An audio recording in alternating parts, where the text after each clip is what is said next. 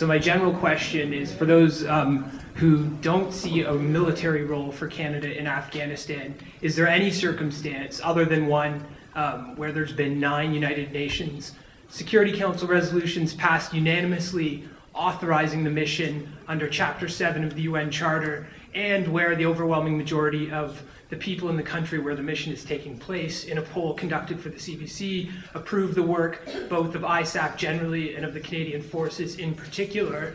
Are there any circumstances internationally and multilaterally where you see a role for the Canadian Forces? My very specific question for Mr. Rae, since I already know his answer on this question, is my understanding is your party's position is that there needs to be a rotation of Canadian troops in the Afghan mission, but no one's spelled out exactly what that means. So I just want to push you very closely. Would the 1,000 troops recommended by the Manley panel, if they entered southern Afghanistan and the Canadian Forces remained there, does that count as a rotation, or does a rotation mean the Canadian troops move out of Kandahar province? Thank you. Just to answer the question very directly, I think Mr. Dion, first of all, I agree with the first part of your question. I think you've set out very clearly and what the authorization is for the Canadian presence, for the American presence, for other countries that are there under the UN mandate.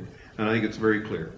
With respect to the position of the Liberal Party, I think Mr. Dion expressed it very clearly the other day when he said, we think the mission has to change. We accept that the Canadian military will stay in Kandahar. We accept our responsibilities. We think other NATO countries also have their responsibilities. It's not only our responsibility to NATO, it's NATO's responsibility to all of the partners to make sure that no one country is carrying too heavy a load. We do think that, but when that happens, if and when that happens, if that's in fact the decision that's made in Bucharest on April the 2nd and 3rd, we think that the Canadian focus needs to be more on retraining, more with respect to working with the Afghan army and working with the Afghan National Police, because ultimately it's the Afghan army and the Afghan institutions that are going to be carrying the responsibility and taking that responsibility. So I would anticipate, in answer to your question, that if NATO responds to the Canadian request, which has been made and which I think will be confirmed, if that in fact happens, will Canadian troops stay in Kandahar? The answer is yes, they will.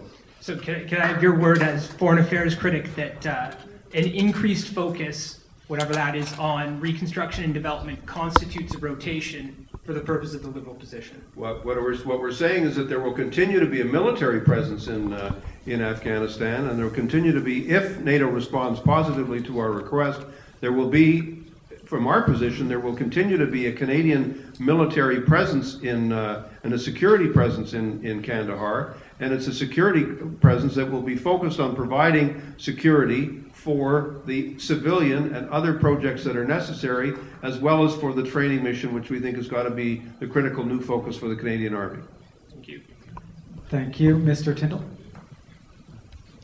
I think with reference to specifically where troops are stationed, I don't think that it's realistic. I think this is where the Liberal plan has received most of its criticism. I don't think it's realistic to say that Canadian troops will not be engaged in combat but will remain in the Kandahar region, because that's where the combat is taking place.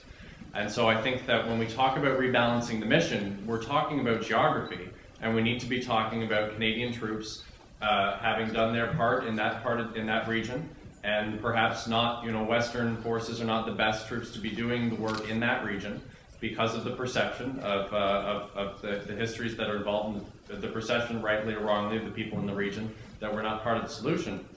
And so that's part of the Green position with specific reference to where we see the role. And I just want to address as well, I do think that there is a certain amount of realism required here when we talk about this idea that we don't belong there, we never should have been there, and we should just pull out right now. Even if you believe that's the case, pulling out right now almost undoubtedly would lead to a civil war, which from a humanitarian perspective I don't think can be accepted. So whether we agree that we ever should have gone in the first place, we're there now, and we have a responsibility to deal with it realistically and offer realistic solutions.